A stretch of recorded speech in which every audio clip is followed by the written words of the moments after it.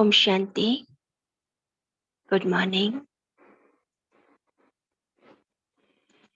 तो शनिवार को हम सभी ने 20 जनवरी 1990 की वाणी को सुना, अनुभव किया, जिसमें ब्रह्मा बाबा के विशेष 5 कदम हम सब ने देखे। हम सबको बाबा ने लक्ष्य दिया है, फॉलो फादर।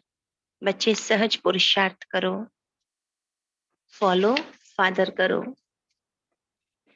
तो विशेष बाबा ने कौन से 5 कदम बताए थे?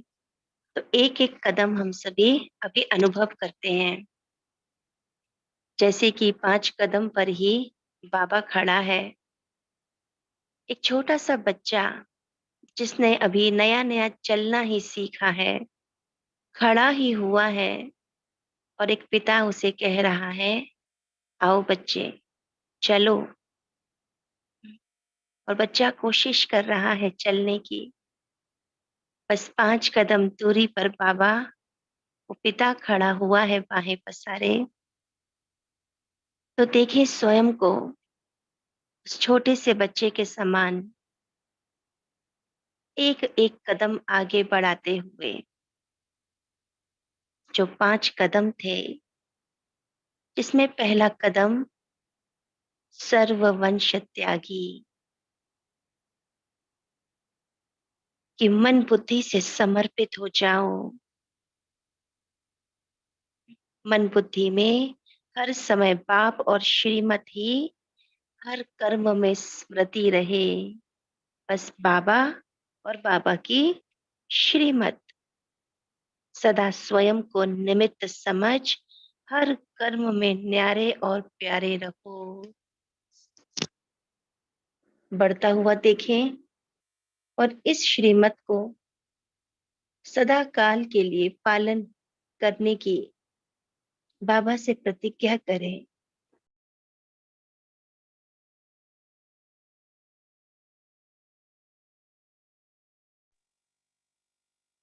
सर्वंश त्यागी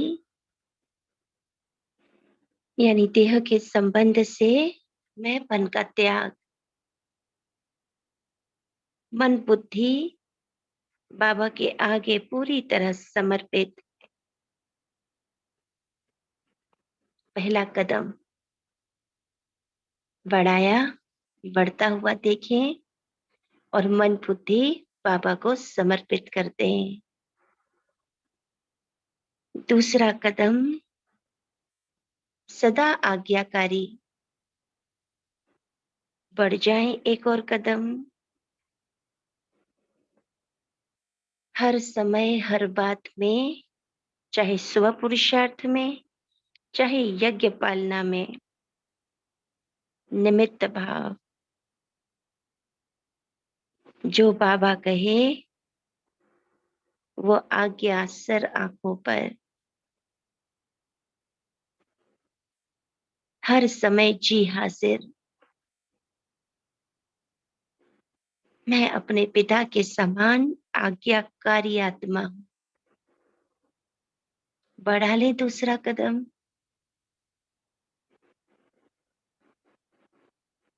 देखें बाबा बुला रहा है, आओ बच्चे और आगे बढ़ो। तीसरा कदम हर संकल्प में वफादार। कितनी भी जिम्मेवारी हो, जैसे बाबा कितनी भी जिम्मेवारी होते हुए, निमित्त होते भी वफादारी के बल से, एक बल एक भरोसे से हर परिस्थिति को सहज पार किया। बाप की हर आज्ञा को पालन करते हुए वफादार बना रहा। एक बाप दूसरा न कोई। बढ़ जाए कि मैं बाप समान हर संकल्प में वफादार आत्मा हूं। चौथा कदम विश्व सेवाधारी। जैसे बाबा अति निर्माण ज्ञान की अथॉरिटी होते हुए भी सदा कहता है, बच्चे मैं तुम्हारा सर्वेंट हूं। कितनी निर्माणता, निर्भयता, अथॉरिटी की शक्ति, और इस निर्माण निमित्त और बेहद के भाव से विश्व की सेवा की। मैं भी बाप समान विश्व सेवाधारी हूं। बढ़ा ले 5वां कदम, कर्म बंधन मुक्त, कर्म संबंध मुक्त, शरीर के बंधन से मुक्त फरिश्ता स्थिति। सेकंड में नष्टो मोहा, स्मृति स्वरूप, बाप समान संपूर्ण स्थिति। तो जो बाबा ने किया, बाबा हम में भी देखता है, क्योंकि हम ब्रह्मा की संतान हैं।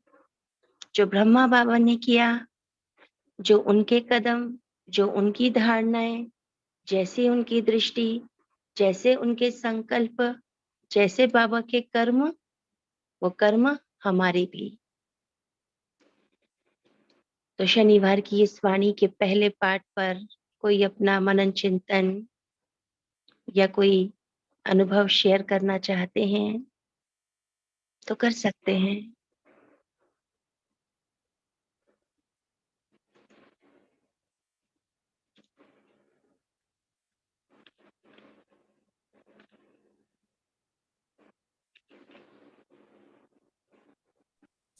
ओम शांति।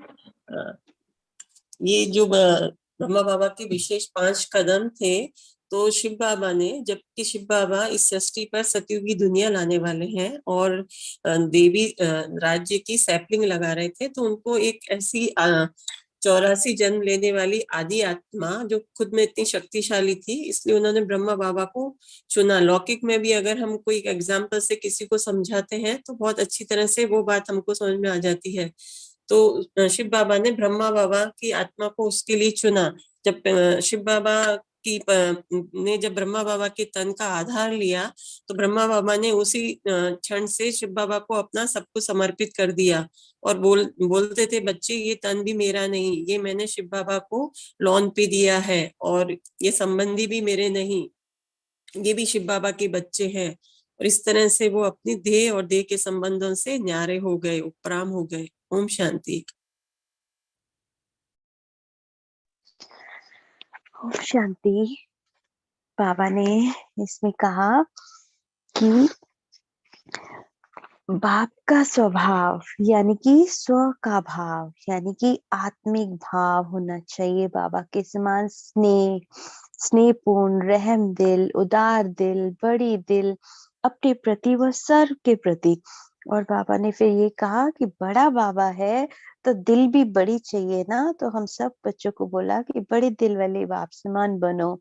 और फिर बाबा ने बताया कि प्यार का अर्थ ही है बाप को फॉलो करना। वैसे भी कहते हैं ना कि वही बात करते हैं जो जिसको अपने प्यारे को पसंद होती है, जिसको वो पसंद होती है। तो बाबा कहते प्यार का अर्थ ही है बाप को फॉलो करना, और सबके संकल्प, बोल, सेवा की विधि भी बेहद की अनुभव हो। बाबा कहते बेहद की खुशबू वाला बाप समान और समीप अब भी है, या 21 जन्म भी ब्रह्मा बाप के समीप होगा। जो अब भी है वो 21 जन्म भी बाबा के समीप होगा। तो बाबा कहते ऐसी प्राइस चाहिए अभी, तो बड़ी दिल को अपनाओ। ओम शांति।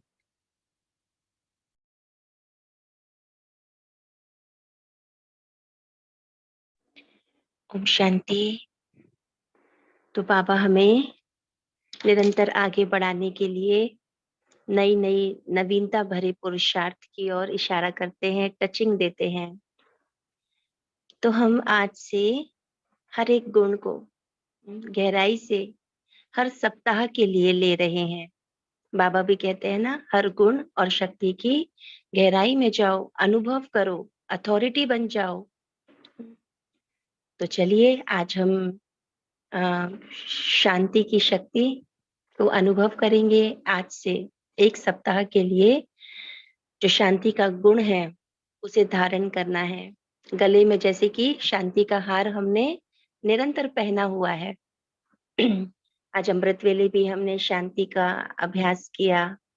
अभी दिन भर में भी निरंतर अभी इस क्षण से अमृत वेले से आज के दिन से हमने शुरुआत कर दी है कि हमें इस शांति के स्वधर्म में टिके रहना है। कुछ भी हो जाए लेकिन ये शांति हमसे अलग ना हो। और इससे संबंधित जो शक्ति है वो है सहन शक्ति। तो सहन शक्ति को भी दिन भर में धारण करना है, क्योंकि जितना जितना हम शांति का अभ्यास करेंगे तो बातें आएंगी, परिस्थिति भी आएंगी, हिलाएंगी, तो हमें अपनी शक्ति को भी इमर्ज रखना है। तो बाबा ने अभी जैसे हम वाणी पढ़ने वाले हैं ना, उसमें भी बाबा इसी और इशारा कर रहे हैं। तो ओम इस 7 शांति। दिन में जी भाई जी, सम्मान आज का आज का सम्मान और चिंतन। सम्मान अभी सुदीप्ता बहन देंगे ना। अच्छा, जी, अभी सुदीप्ता ठीक। सुदीप्ता बहन अभी पोस्ट भी करेंगे और ग्रुप में भी पोस्ट करेंगे। ओम शांति। तो 1 सप्ताह पूरा शांति पर रहना है। तो और बाबा ने कहा भी है कि अगर इसको लंबे समय तक आप नहीं लेंगे तो इसका अनुभव नहीं कर पाएंगे। तो आप सभी अमृत बेले से शाम तक का हमने पूरा किया हुआ है। तो आप इसे हर घंटे के जो रिमाइंडर है या ट्रैफिक है या 5 टाइम ट्रैफिक है उसमें भी इसका अनुभव करें। और नुमा शाम और रात्रि का योग में तो किया ही हुआ है। और हो सके तो मोबाइल के डिस्प्ले में जो स्क्रीन होता है उसमें भी कुछ शांति की किरणें वाला कोई भी ऐसा जो बार बार आपका ध्यान जाए कि ये पूरा वीक केवल शांति के लिए है। और हो सके तो आजकल रिमाइंडर भी होते हैं, नोटिफिकेशन के रूप में मोबाइल में आते रहते हैं, जो 21 डे चैलेंज करके होता है। तो 21 डे चैलेंज में अपने हिसाब से भी हैबिट्स डाल सकते हैं कि मैंने शांति का अभ्यास कितना किया नहीं किया। तो उसमें बॉक्स जैसा भी रहता है और वो नोटिफिकेशन भी दिए करता है कि अभी तक आपने पूरा नहीं किया है, इतना सामान को याद नहीं किया है या इसको अनुभव करने की कोशिश नहीं किया है। तो 21 डे चैलेंज एप्लीकेशन भी होता है, उसके द्वारा भी आप रिमाइंडर लगा सकते हैं। ट्रैफिक है और मोबाइल में जो मेन स्क्रीन है जो फोटो है वो भी कोई शांति का लगा सकते हैं। तो इस तरह से हम किसी भी चीज को देखें तो केवल शांति की अनुभूति करना है। जो सामान अभी कुछ ही देर में आपको मिलेगा उसी सामान में दिन भर रहना है और जो ट्रैफिक है और योग में वही याद रहे। ओम शांति। तो आज का सम्मान है मैं शांति का पुंज हूँ।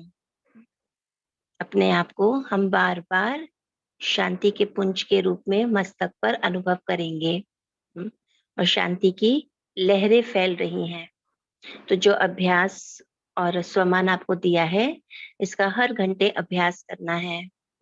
और बीच बीच में ग्रुप में हम कुछ सॉन्ग भी पोस्ट करेंगे जो शांति से संबंधित होंगे। तो उस सॉन्ग को आप ट्रैफिक कंट्रोल में भी यूज कर सकते हैं। तो नवीनता भी रहेगी। एक हमारा जो हर घंटे का होता है शांति की शक्ति से, वो भी रहता है। और भी जो शांति से संबंधित गीत हैं उन्हें हम इंक्लूड कर सकते हैं ट्रैफिक कंट्रोल में बीच बीच में।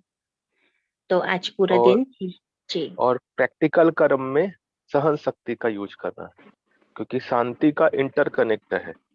अगर आपने सहन शक्ति यूज नहीं किया तो शांति का संभाल लिया वो भी कोई काम का नहीं होगा। तो उनका इंटरकनेक्ट शक्ति लिया गया है सहन शक्ति। तो ध्यान रहे कि प्रैक्टिकल कर्मों में शांति की शक्ति के साथ सहन शक्ति का भी होना जरूरी है। तो ये भी साथ साथ लिया गया है। तो शांति की का समान, शांति का स्वरूप और सहन शक्ति। ओम शांति। साथ में दिन भर हो सके तो वाणी को भी देखेंगे।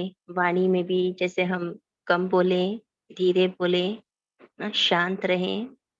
जितना हो व्यर्थ से मुक्त रहें, मौन में रहें, मन के मौन को धारण करें ना। वाणी से बोलना भी हो तो भी मन का मौन बना रहे। तो जब हम निरंतर एक गुण का अभ्यास करते हैं तो उसका एक आनंद आने लगता है, उसका रस हमें मिलने लगता है। और उस रस को जिस एक बार हमने टेस्ट कर लिया तो कभी भी हम उसे इमर्ज कर सकते हैं। फिर आगे कोई भी परिस्थिति आएगी, हम उस गुण को अपना, जैसे कि हमने उसको अपना एक अधिकार बना लिया है, सिद्ध कर लिया है। तो एक लास्ट बात बोलता हूँ कि जो अव्यक्त डिस्कशन होता है उसमें भी समान यही जावे, और अव्यक्त डिस्कशन में केवल मनन चिंतन के पॉइंट ही जावे। समान अव्यक्त वाणी के हिसाब से ना जावे, समान जो ले रहे हैं शांति का उसी हिसाब से चले। हम शांति। और चार्ट आप स्वयं अपना बनाएंगे, जैसे कि कल हमने क्लास में भी सुना था कि अमृत वेला, ट्रैफिक कंट्रोल, मुरली क्लास ना, नुमा शाम, तो वो सब कुछ हमें अपना स्वयं ही चार्ट रखना है। दिन भर स्थिति को चेक करना है और रात को बाबा को हम लेटर लिखेंगे कि दिन भर कैसा अभ्यास रहा, कैसा अनुभव रहा। तो डेली हमें अब आज से रात को बाबा को पत्र भी लिखना है, अपने अनुभव बाबा के साथ शेयर करने हैं। ग्रुप में भी मनन चिंतन शेयर करेंगे बीच बीच में ना, और रात्रि को बाबा को जरूर लेटर लिखेंगे। चलिए 20/1/1990 की वाणी लेते हैं। फिर बाबा ने हमको इसमें जो बात कही वो कही थी, मेरे को तेरे में समाना, हद को बेहद में समाना। कुछ भी हो जाए बड़े दिल वाले बनना है, छोटी दिल नहीं रखना है। बेहद का अपनापन हो, हद का अपनापन नहीं। तो इस पर भी सभी ने अपने चिंतन शेयर किए थे, कैसा हम बड़ा दिल रखें। तो उस पर बाबा ने बहुत अच्छे से गहराई से हम सबको अटेंशन दिलाया था। फिर बाबा हमें दूसरी बात पर अटेंशन दिला रहे हैं कि बाप दादा ने वाणी के ऊपर भी विशेष अटेंशन दिलाया था। हमें अपनी वाणी पर भी कैसा बोल रहे हैं, किस स्थिति में बोल रहे हैं। इस वर्ष अपने बोल के ऊपर विशेष अटेंशन, तो हम कम से कम इस सप्ताह तो ले ही लें कि मुझे अपने बोल पर अटेंशन रखना है, तभी मैं शांति के गुण को धारण कर पाऊंगी। सभी को बोल के लिए डायरेक्शन भेजा गया है, इस पर प्राइज मिलनी है।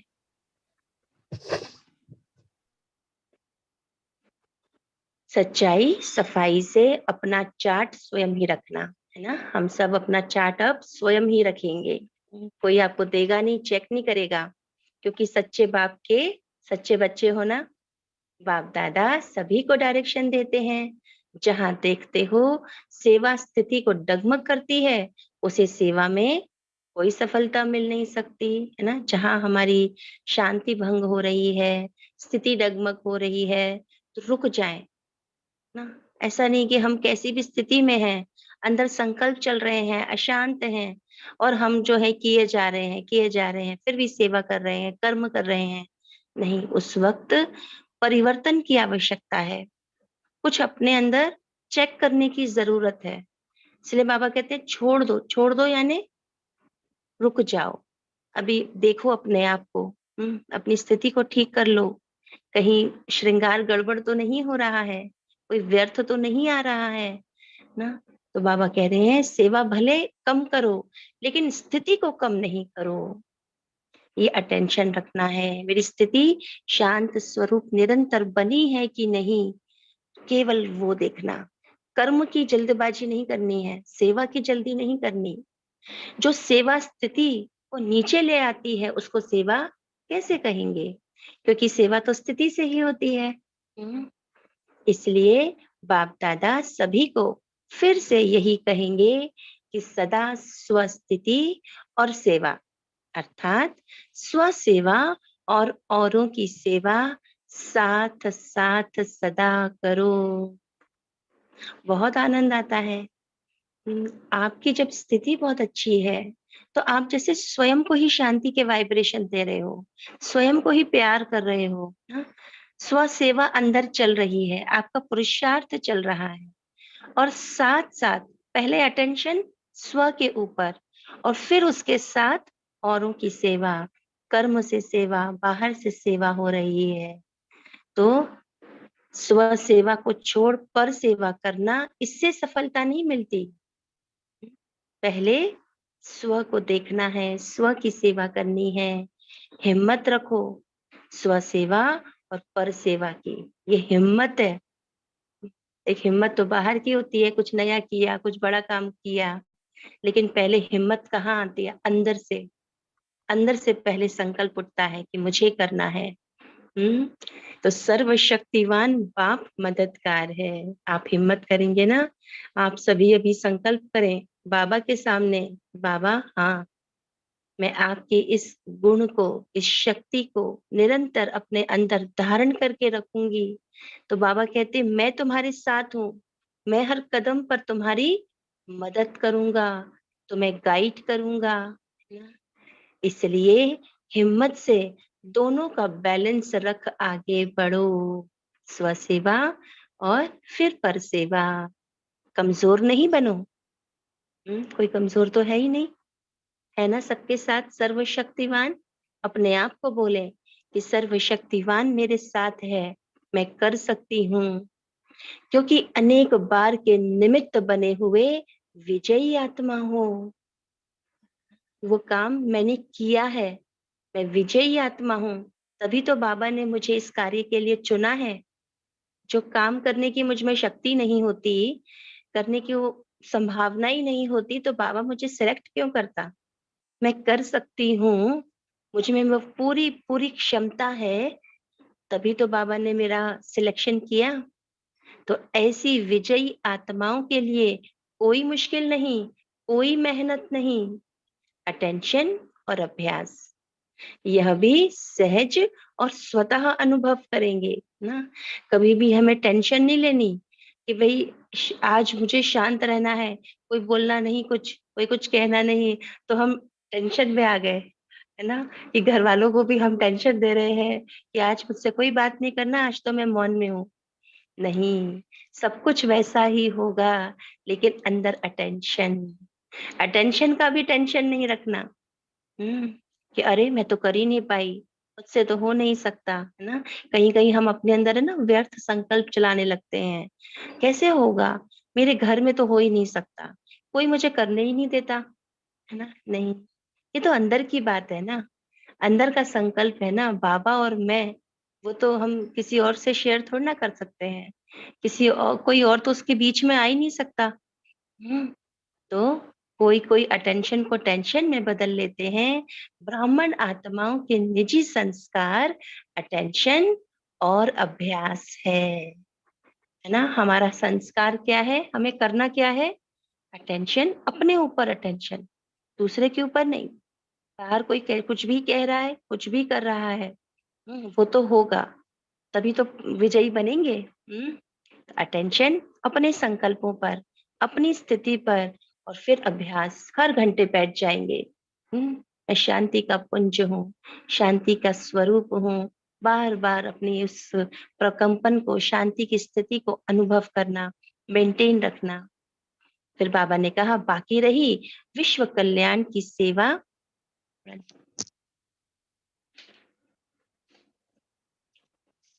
बाकी रही विश्व कल्याण की सेवा की बात। 3-4 वर्ष से चारों ओर के देश विदेश में बड़े बड़े प्रोजेक्ट किए हैं। पीस का भी किया, ग्लोबल का भी किया ना। उस वक्त ये प्रोजेक्ट आए थे बड़े बड़े, कि पूरे विश्व में कैसे पीस, शांति स्थापित की जाए। बड़े प्रोजेक्ट करने से आजकल की दुनिया के बड़े लोगों तक आवाज पहुंची भी है और पहुंचती भी रहेगी। ऊपर के पैराग्राफ में यदि कोई कुछ शेयर करना चाहते हैं तो कर सकते हैं।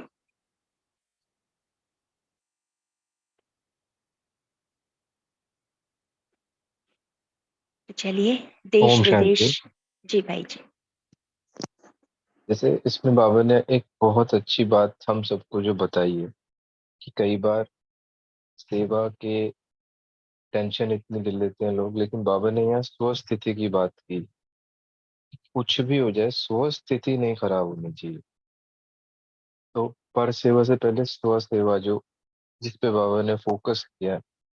कई बार अ, आज भी कई बार जब ज्यादा सेवा होती है या कोई बड़ी सेवा होती है जिसमें बहुत अटेंशन या ऐसा लगता है कि बहुत रिस्पॉन्सिबल जो काम होता है, तो कई बार उसमें अटेंशन की जगह टेंशन आने लगती है, कैसे होगा, या सब कुछ चल भी रहा हो। तो बाबा यही कह रहे हैं कि उसमें स्थिति मत खराब करो, क्योंकि बाबा ने कहा स्थिति सबसे पहले। तो यहाँ पे हम सबको भी वही समझना चाहिए कि अगर हमारी स्थिति खराब हुई तो फिर वो सेवा सेवा नहीं। तो ये पॉइंट बहुत ही अच्छा लगा मुझे। और जैसे बार बार बाबा हमेशा कहते हैं कि आपकी स्थिति ही श्रेष्ठ होनी चाहिए। अगर स्थिति अच्छी है तो परिस्थिति तो चली जाएगी, लेकिन अगर स्थिति छूटी तो फिर खुशी भी चली जाएगी। ओम शांति।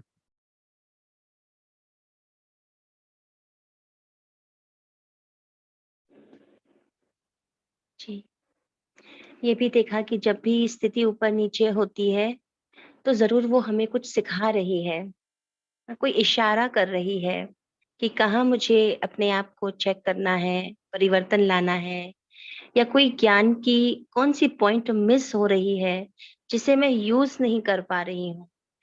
तो वो परिस्थिति मुझे बहुत ही जैसे ना महीनता में ले जा रही है कि कहाँ तुम्हें अब यहाँ काम करना ही है ना। तो वो हम नोट करें, आएगी सिचुएशन, आएगी हमें हिलाएगी, तो उस सिचुएशन को भी हम एक अपॉर्चुनिटी ले लें कि क्यों मैं उस समय अशांत हुई, क्यों उस वक्त मेरी सहन शक्ति हिल गई, मेरी स्थिति गड़बड़ हो गई, मेरा ही कौन सा ऐसा देह का भान था, मेरे अंदर का कोई विकार था, कोई कमजोरी थी जिसके कारण ये परिस्थिति में मैं हिल गई। तो जब हम अब उस अपनी उस स्थिति को या अपने उस कमजोरी को हम रियलाइज कर लेते हैं ना, उसे हम देख लेते हैं कि हाँ मुझ में ये कमी है, तब हम उस पर काम करना शुरू करते हैं। तो हमें साथ साथ उस पर काम भी करना है। तो शांति एक तरह से हमारी एक हीलिंग कर रही है ना। हमें ऊपर से जैसे अंदर से वो बता रही है, एक जैसे कमरे के अंदर एक रोशनी आती है तो अंधकार निकल जाता है। तो अंधकार कोने कोने पर कहाँ है, वो भी हम चेक करके उसको जैसे क्लीन करते जाएं, क्लीन करते जाएं। अपना जज बन जाएं, चेक करते जाएं ना। तो रियलाइजेशन पावर को भी हम देखेंगे, महसूस होगा हमें। क्योंकि अंदर क्लैरिटी आती जाएगी। बड़े प्रोजेक्ट करने से आजकल की दुनिया के बड़े लोगों तक आवाज पहुंचती भी है, पहुंची भी है। देश विदेश की सेवा की रिजल्ट अच्छी है। संपर्क संबंध सहयोग अनेक आत्माओं से हुआ है। देखें तो ये जो सेवाएं हमारे बड़ों ने की, ये भी शांति की शक्ति से ही की। शांति की शक्ति में रह करके उन्होंने अपनी स्थिति को ठीक किया और फिर अपने संकल्प देश विदेश तक आत्माओं तक पहुंचाए और आत्माओं को टच हुए, तभी वो आत्माएं अब खींची चली आ रही हैं। तो ये वही शांति की शक्ति का ही परिणाम है। लेकिन एक प्रोजेक्ट के पीछे दूसरा फिर तीसरा प्रोजेक्ट करने से जो नया प्रोजेक्ट शुरू करते हो, उस तरफ विशेष अटेंशन, समय, एनर्जी देनी पड़ती है और देनी भी चाहिए।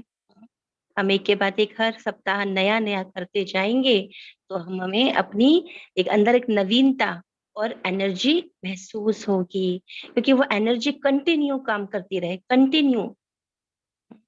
पॉजिटिविटी जब निरंतर अंदर आती है तभी वो काम करती है, बीच में रुकना नहीं है। लेकिन जो आत्माएं संपर्क वाली बनी, वह संदेश सुनने वाली बनी, वह सहयोगी बनी, उन आत्माओं को और आगे समीप लाने में बिजी होने के कारण अंतर पड़ जाता है। इसलिए इस वर्ष हर एक सेवा केंद्र जितने भी संदेश व संपर्क वाले हैं, उन्हों को निमंत्रण देकर यथाशक्ति स्नेह मिलन करो। स्नेह मिलन उन आत्माओं के साथ बार बार हम कोई ना कोई पुरुषार्थ के प्रोग्राम बनाते रहे, जिन्हें हमने बाबा का संदेश दे दिया ना, जो बाबा के घर आ गए, कुछ ना कुछ उनके अंदर बीज डल चुका है, लेकिन उस बीज को फलीभूत करना है।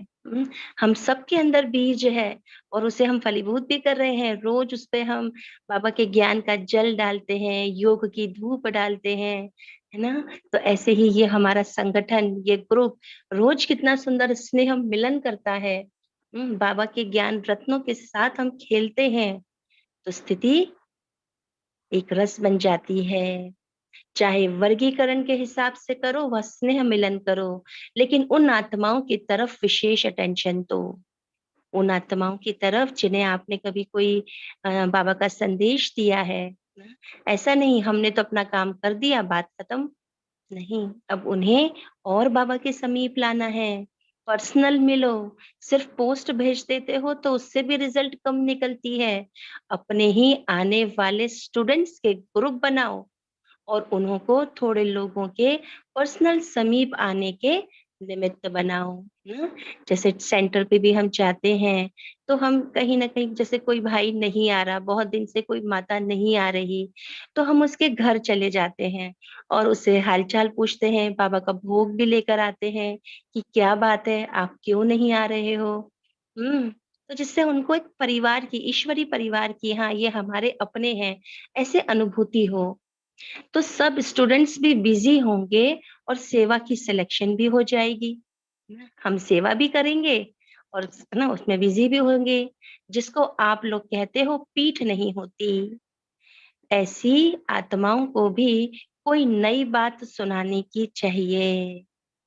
बाबा ने स्नेह के जल से जैसे हमें सींचा है, ऐसे हमें भी और आत्माओं की स्नेह से सेवा करनी है। ऐसी आत्माओं को भी कोई नई बात सुनाने की चाहिए। अभी तक तो बेटर वर्ल्ड क्या होगी उसके इकट्ठे किए हैं, अब फिर उन्हों को अपनी तरफ अटेंशन दिलाओ। उसका विशेष टॉपिक रखो, सेल्फ प्रोग्रेस, और सेल्फ प्रोग्रेस का आधार यह नई विषय रखो। तो जब नए नए विषय रखते हैं, नए प्रोजेक्ट आते हैं, तो एक उमंग उत्साह आता है, अच्छा कुछ और भी है, अच्छा अब ऐसा भी कर सकते हैं ना। तो अंदर मन को भी जैसे नवीनता चाहिए, आत्माओं को भी अब चाहिए कि कोई हमें बताए कि हमें करना क्या है। हम्म, यह स्व प्रोग्रेस के लिए स्पिरिचुअल बजट बनाओ और बजट में सदैव बचत की स्कीम बनाई जानी है ना। बजट, कौन सा बजट बताते हैं हम? स्पिरिचुअल बजट कोई बताएगा? और बजट में बचत की स्कीम कौन सी होती है? हम क्या करते हैं? कोई शेयर करेंगे? कि स्व प्रोग्रेस के लिए स्पिरिचुअल बजट, जैसे हम अपना फाइनेंशियल बजट बनाते हैं ना, और उसमें भी बचत की स्कीम, कि भाई हमारे पास रिसोर्सेस क्या क्या हैं, पहले हम ये देखते हैं। कितनी इनकम है, उस इनकम का हम बजट बनाते हैं। उस अब उसमें मुझे यहाँ यहाँ खर्च कितना करना है, किस किस जगह पर जरूरत है खर्च करने की। अब खर्च तो इतना इतना होना ही है, लेकिन साथ में सेविंग भी जरूरी है। तो आज दिन भर में जी संकल्पों की, वाणी की, बोल की बचत, बहुत अच्छा। और ओम शांति। जी बाबा ने संगम युग का महत्व बता दिया कि संगम युग के समय की वैल्यू को जानो। तो जब हमें पता चल गया कि हमारे पास समय बहुत कम है, बहुत थोड़ा है, तो हमें उसकी उसकी स्पिरिचुअल बचत करनी है कि इस समय को इतने समय में, जैसे बच्चे की पता है कि ये पेपर है और इतना समय और उसको पूरा कोर्स कंप्लीट करना है, तो हमें भी पता चल गया कि सिर्फ हमारे पास इतना टाइम है और हमारा इतना सारा कोर्स पड़ा है और किस तरह से हमें अपने संस्कारों को परिवर्तन करना है। हमें अपने बोल पर कितना हम व्यर्थ ना करें, जैसे बोल पर ज्यादा बोल देते हैं तो बाबा से दूर हो जाते हैं, तो कैसे हमें बोल कर्म करते हुए, बाबा ने कहा ना, जैसे अपने दिल में बाबा के साथ निरंतर टच में रहना है, क्योंकि ये समय बाबा कहते हैं ना, एक एक सेकंड एक वर्ष की वैल्यू के बराबर है। तो इस समय हमें बहुत अटेंशन देना है कि किस तरह से हम अपने संकल्प, बोल, कर्म सब में प्रॉपरली बाबा के श्रीमत के अकॉर्डिंग उसको यूज करें। ओम शांति। जी, बाबा ने भी यही बताया। तो स्पिरिचुअल बजट का खाता क्या है? समय, बोल, संकल्प और एनर्जी को वेस्ट से बेस्ट में चेंज करना है ना। अभी भी आज से हम अभ्यास करेंगे कि बीच बीच में जितना हो सके मुझे शांत स्थिति में बैठ जाना है। जब बोलूं तो भी शांति से बोलूं। संकल्प भी मेरे बहुत ज्यादा नहीं हो, तेज ना हो, है ना, व्यर्थ ना हो। उस पर अटेंशन, मैं क्या सोच रही हूँ, एनर्जी कहाँ जा रही है, उस ऊर्जा को भी मुझे अंदर जमा करना है।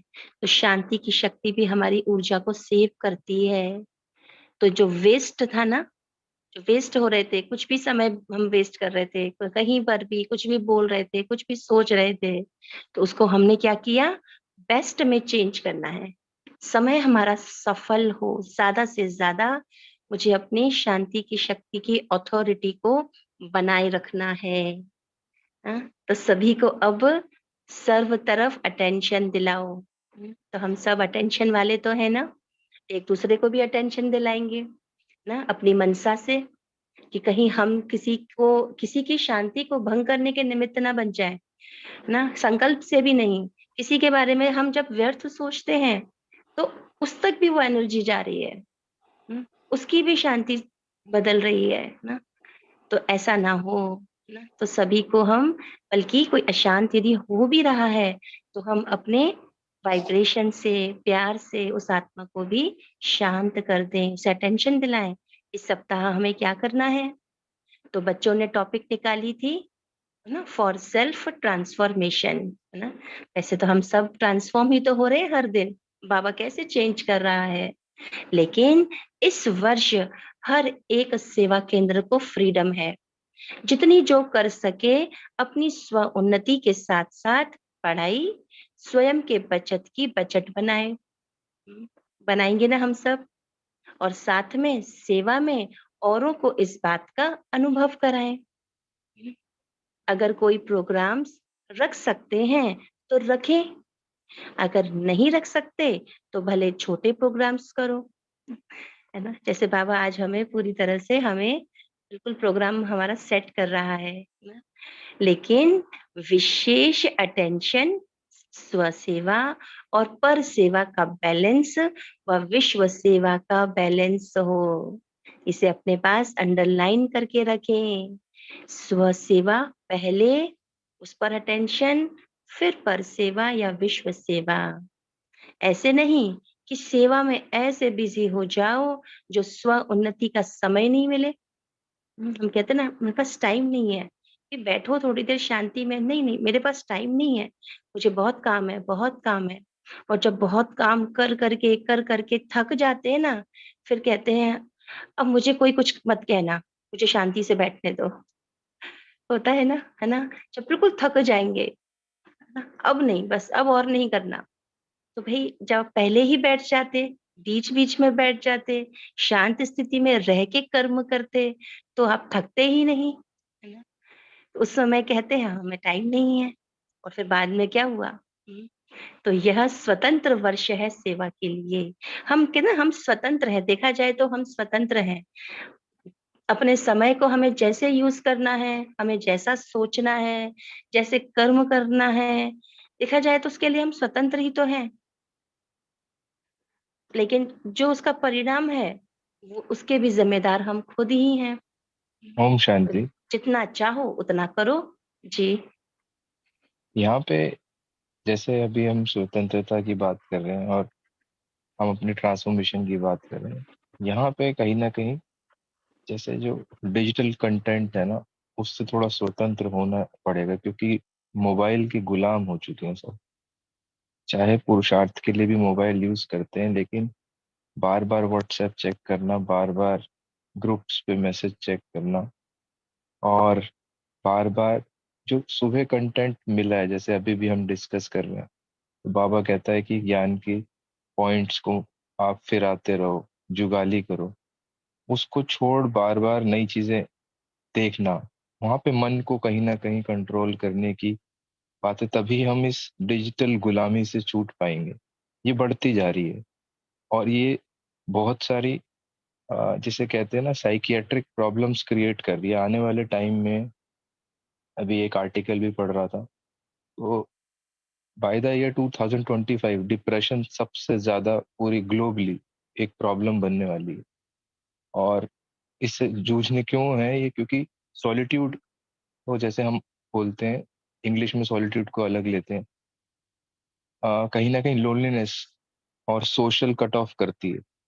वो मोबाइल में ही व्यस्त रहते हैं लोग। तो इस पे हमें कंट्रोल करना है, साथ साथ कि कंटेंट को हम कैसे लिमिट करें। ओम शांति।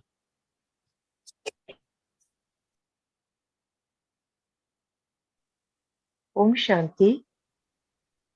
बाबा ने जो ऊपर कहा, आपने जो बचत की, स्पिरिचुअल बचत या बजट की बात कही, सिस्टर ने जो कही वो तो बहुत सुंदर है। इसके साथ थोड़ा सा ऐड करूंगी कि जितने बाबा के गुण हैं वो एक एक शक्तियां भी है अलग से, आप देखें तो उसको राइटली यूज करना, जहाँ जो जरूरत है उसको ही यूज करना, उसका ध्यान रखना पड़ता है। नहीं तो जहाँ मतलब शांति की जरूरत है वहां पर अगर मैं शक्ति की यूज कर देती हूँ तो वो स्पिरिचुअल बचत नहीं हुई। तो इसका भी हमें ध्यान रखना है कि कहाँ पर क्या राइटली यूज करो। ओम शांति।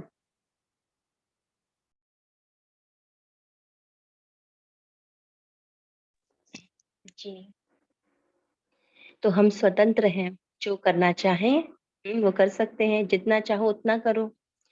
तो देखें तो हम चाहे डिजिटल डिटॉक्स हो या कोई भी चीज हमें खींचती है, तो उसका कारण क्या होता है? अंदर का खालीपन।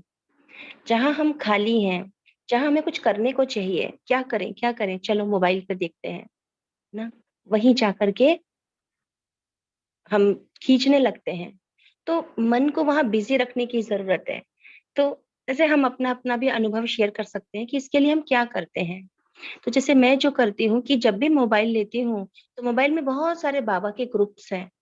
अब किसी ना किसी ग्रुप की ओर जैसे हम गए और उसमें बहुत अच्छी थॉट है, तो उस थॉट को पढ़ लिया, रीड कर लिया, कुछ हम यूज कर रहे हैं तो यूज करते करते एक अच्छी थॉट को पढ़ के मन को काम दे दिया कि अभी मुझे उसके बारे में चिंतन करना है। अब मैं कर्म में हूँ, सेवा में हूँ, जो भी कर रही हूँ, लेकिन अभी मैं उसके बारे में सोच रही हूँ।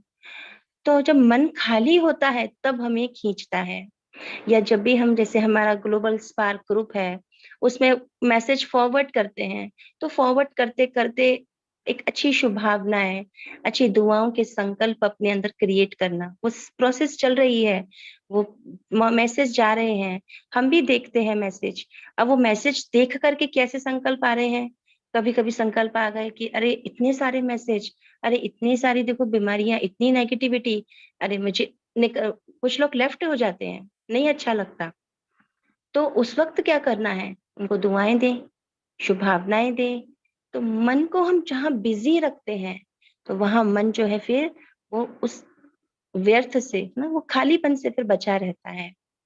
तो बाबा कहते, दोनों प्लान स्मृति में रख और भी एडिशन कर सकते हो, और प्लान में रत्न जड़ सकते हो ना।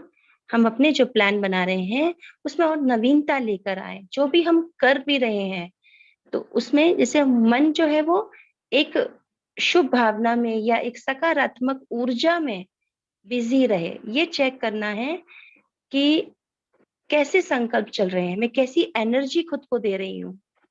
तो बाप सदैव बच्चों को आगे रखता है।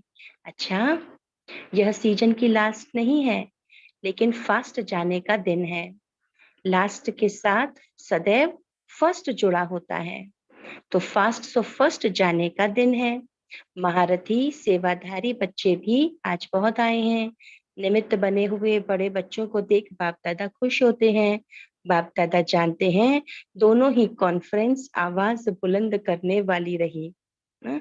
तो उस समय जगदीश भाई एथेनस तथा मास्को से कॉन्फ्रेंस अटेंड करके वापस आए थे। तो बाबा ने कहा, हे मते बच्चे, मददे बाप का प्रत्यक्ष स्वरूप बच्चों ने दिखाया। इसलिए जो भी सेवा के लिए निमित्त बने उन सब को बाप दादा मुबारक दे रहे हैं।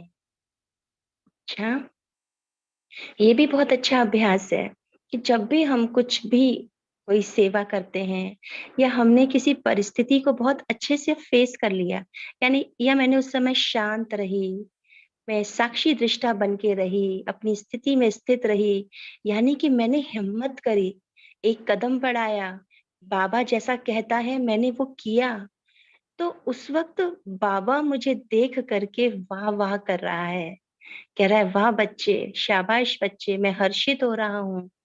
तो जब बाबा की उस भावना को, बाबा के वो जो वाइब्रेशन है ना, जो बाबा का हर्षित मुख है, उसको हम विजुअलाइज करें, उसको फील करें, तो वो एनर्जी जैसे हमें और ज्यादा ऊर्जा से भर देती है, और अंदर जैसे वरदान आ गया, शक्ति आ गई।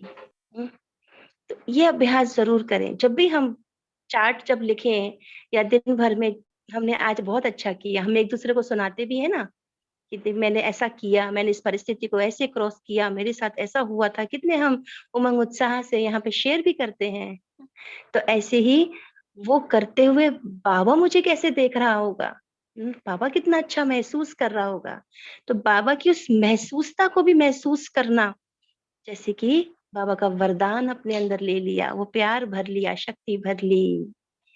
और बाबा हमें देखकर याद प्यार दे रहा है ना। याद प्यार भी क्या है, बाबा की दृष्टि है, बाबा का हम बच्चों को दिया गया टाइटल वरदान है।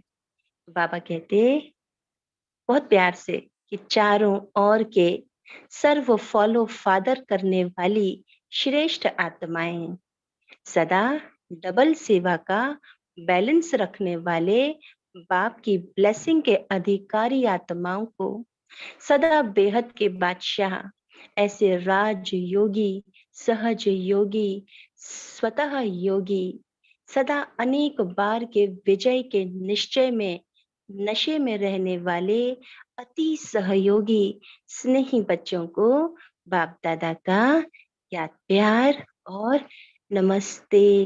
बाबा ने बहुत प्यार से, जैसे एक बच्चा माता पिता बच्चे को बोलते हैं ना, मेरा लाडला बच्चा, राजा बच्चा है ना, ऐसे ही बाबा हमें भी बोलता है, कल्प कल्प की विजयी आत्मा, सहज योगी बच्चे। तो हम बच्चों का भी बाप दादा को याद प्यार और नमस्ते। फिर बाबा ने आगे हमें बहुत अच्छे अच्छे स्वमान भी दिए हैं, अभ्यास भी कराए हैं।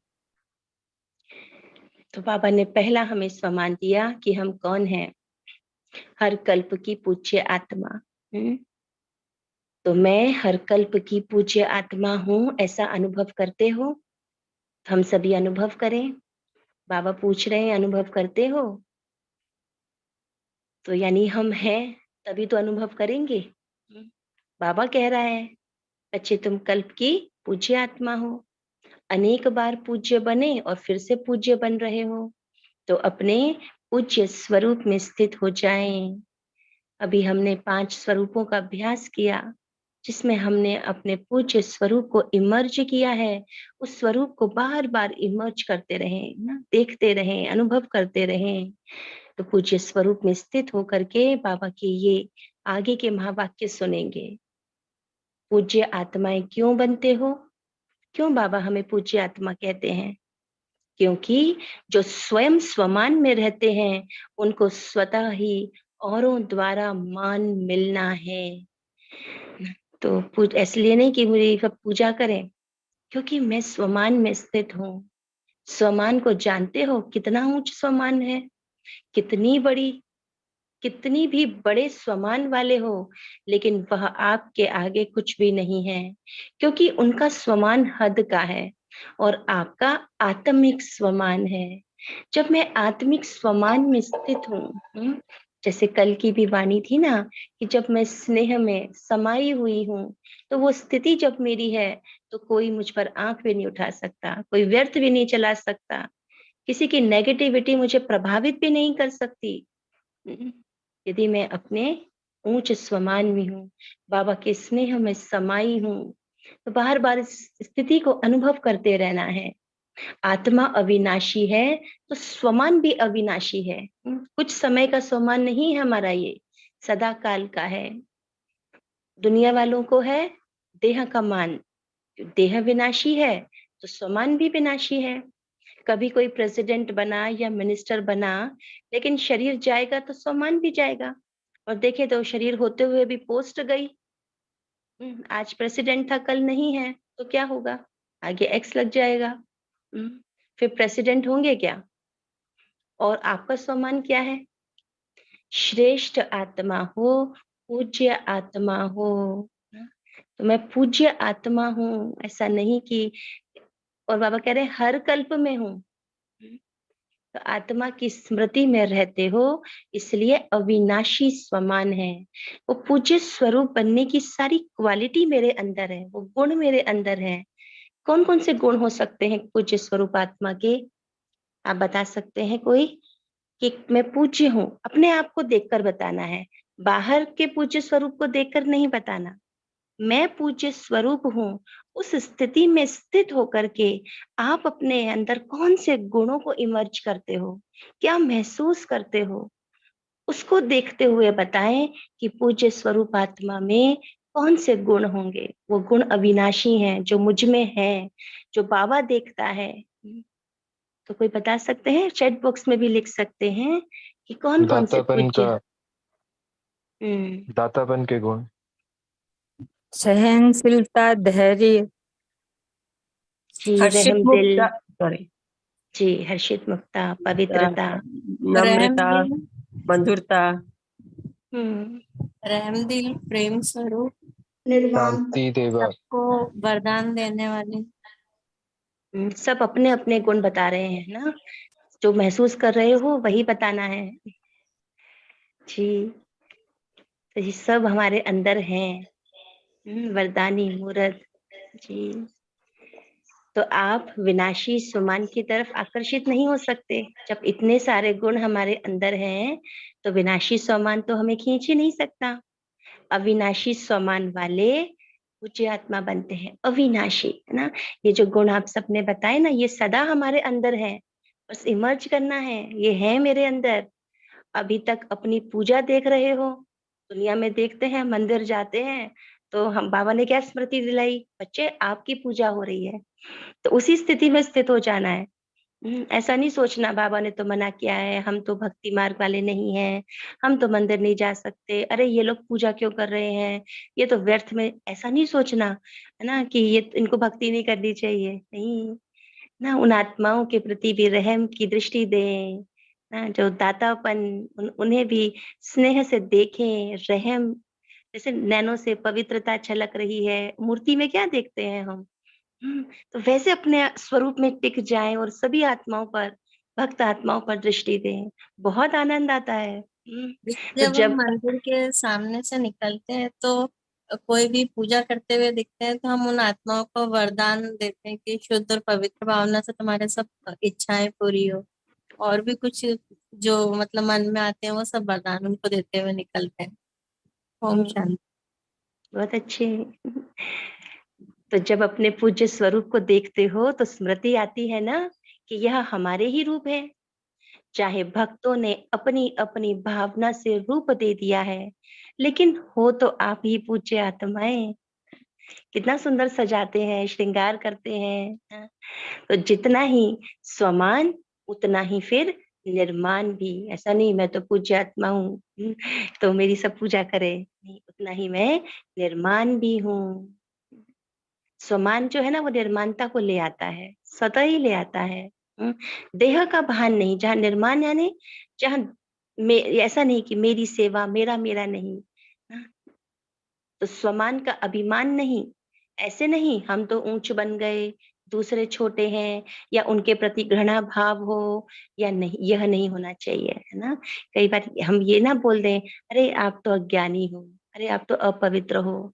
ऐसा बोलना भी, ऐसे देखना भी, ये भी हमारी अपवित्रता है ना। किसी के प्रति हमें ऐसा नहीं देखना, सबको ऊंची दृष्टि से देखना है, कैसी भी आत्मा हो। तो बाबा कहते हैं कैसी भी आत्माएं हों, लेकिन रहम की दृष्टि से देखेंगे, अभिमान की दृष्टि से नहीं, है ना।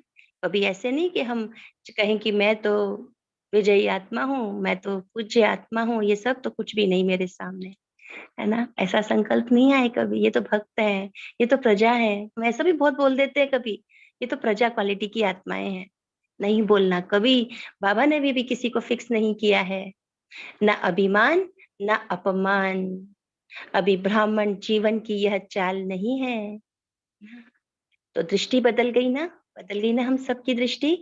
अब जीवन ही बदल गई तो दृष्टि तो स्वतः ही बदल गई ना, सृष्टि भी बदल गई। अभी आपकी सृष्टि कौन सी है? आपकी सृष्टि वह संसार बाप ही है, बाबा ही संसार है ना। देखें तो सुबह से लेकर रात तक हमारे संकल्पों में क्या रहता है? बाबा ही तो रहता है। सुबह उठे बाबा अमृत वेला करना है, अरे बाबा के साथ मनन चिंतन करना है, अरे अब हमें जो है बाबा के साथ तैयार होना है, अब मुरली क्लास अटेंड करनी है, अरे बाबा की सेवा करनी है, बाबा के घर जाना है। कितनी बातों में, हर बात में बस बाबा ही तो चल रहा है। बाबा का ज्ञान, बाबा की बातें, बाबा के साथ योग, बाबा की श्रीमत, बाबा की धारणाएं, बाबा की सेवा, सब बस। तो बाप में परिवार तो आ ही जाता है। अभी किसी को भी देखेंगे तो आत्मिक दृष्टि से, ऊंची दृष्टि से देखेंगे। तो आप सभी पूज्य आत्माएं हो, तो पूज्य आत्मा का जो पहला पहला जो विशेषता है, गुण है, कि वो सभी को कैसे देखेंगे? आत्मिक दृष्टि, ऊंची दृष्टि से। कोई कैसी भी आत्मा है, मुझे हमेशा उसे आत्मिक दृष्टि ही देनी है ना। कि जो मेरी स्थिति होगी, जो मेरी रूहानियत होगी, वही तो रिफ्लेक्ट होगी। तो अभी शरीर की तरफ दृष्टि जा नहीं सकती, क्योंकि दृष्टि व नैनों में सदा बाप समाया है। ये भी कितना सुंदर स्वमान लगता है ना, कि मेरे नैनों में बाप समाया है। जब बाबा नैनों में समाया है, ये स्थिति को अनुभव करके देखें। और बाबा समाया है, आंखें बंद करें और महसूस करें कि मेरे नैनों में बस बाबा समाया, बाबा का प्यार समाया, बाबा के वाइब्रेशन है, बस बाबा का स्वरूप है। वो लाइटनेस को फील करें अपने अंदर, वो चमक महसूस करें। और फिर जब नैनों को हम खोलें, तो जैसे कि बाबा मेरे नैनों से देख रहा है। और बाबा जब संसार को देखेगा, किसी आत्मा को देखेगा, तो कैसे देखेगा? तो जिसके नैनों में बाप है, वह देह के भान में कैसे जाएंगे? बाप समाया हुआ है या समा रहा है? समाया हुआ है ना। महसूस किया किसी ने? बाप समाया है तो और कोई समा नहीं सकता। वैसे भी देखो तो आंख की कमाल है ही बिंदु से। जो नूर होता है ना, है ना, नैनो का नूर हो, बाबा कहते हैं ना। तो नूर जो आंखों में, जो बीच में एक छोटा सा बिंदु है, एक लाइट सी जैसा दिखता है ना, तो वो बिंदु, उसकी चमक से एक नैनो की अलग ही एक आकर्षण होता है ना। तो यह सारा देखना करना कौन करता है? शरीर के हिसाब से भी बिंदी ही है ना। तो छोटी सी बिंदी कमाल करती है। दीदी एक जैसा छोटी सी, अभी आपने बताया ना कि ऐसा फील करा क्या कि आप आंखें बंद करके बाबा को फील करो, तो बहुत अच्छी फीलिंग आई। बाबा की शक्तियां महसूस हुई कि बहुत बहुत अच्छा लगा। फिर आंखें खोली, बहुत अच्छा लगा।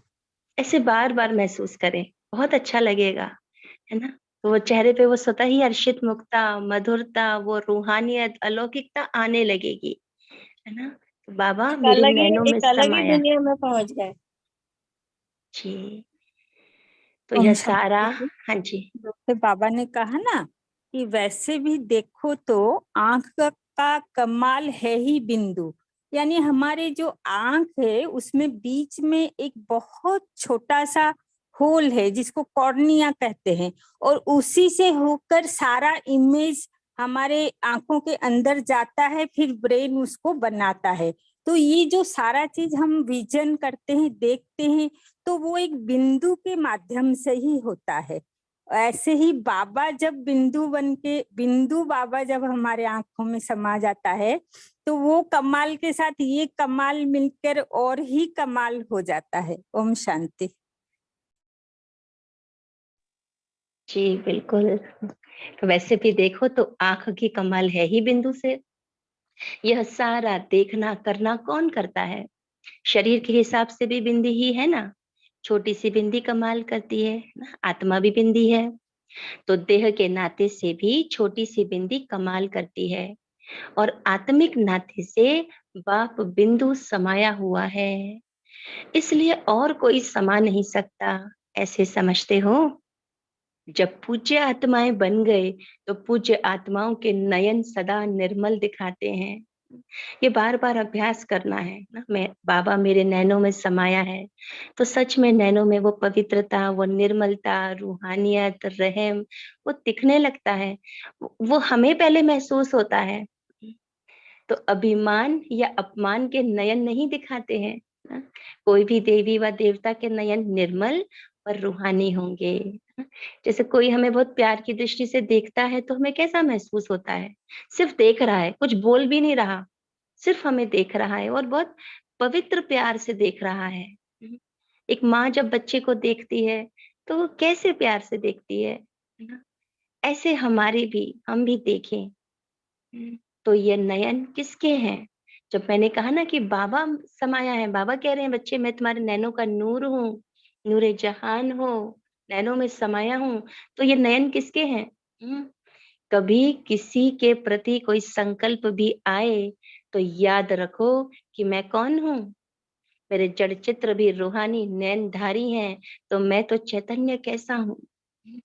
मेरे ना मंदिर में नैनों से भी जब पवित्रता झलकती है तो मेरे चैतन्य नैनों से भी पवित्रता ही झलके। लोग अभी तक भी आपकी महिमा में कहते हैं सर्व गुण संपन्न, संपूर्ण निर्विकारी।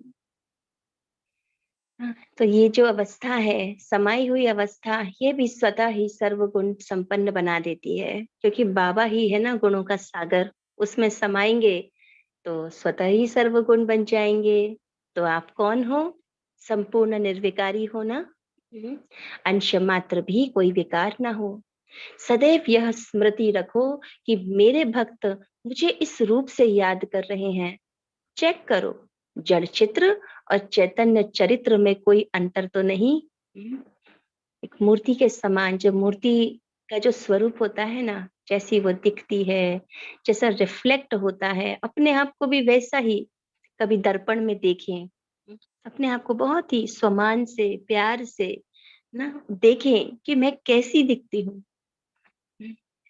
कभी दर्पण में देखें, कभी दिल के दर्पण में देखें, कभी बाबा की दृष्टि से देखें। तो चरित्र से चित्र बने हैं, संगम पर प्रैक्टिकल चरित्र दिखाया है, तब चरित्र बने हैं, तब चित्र बने हैं ना। हमारा जो अभी हम जो अपने बारे में महसूस कर रहे हैं ना, वैसा ही हम अपने आप को बना रहे हैं, वो मूर्ति हम खुद ही श्रृंगारित कर रहे हैं, इसलिए अच्छी से अच्छी अपनी मूर्ति बनाना है। फिर दूसरा बाबा ने आगे अटेंशन दिलाया, सदा अमृत वेले से लेकर रात तक यह कार्य, चाहे लौकिक चाहे अलौकिक, सब कार्य सहज और सफल हो, इसकी सहज विधि क्या है?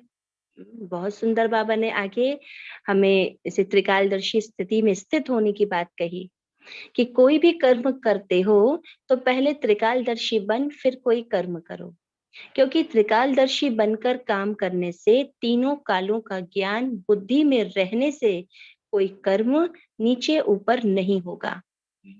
एक त्रिकालदर्शी होता है कि मुझे तो तीनों कालों का ज्ञान है कि आदि मध्य अंत, आदि में मैं कौन थी, अभी मेरा क्या है और आगे क्या होना है, एक वो होता है ना। एक त्रिकालदर्शी है कि भूतकाल, वर्तमान काल और भविष्य काल।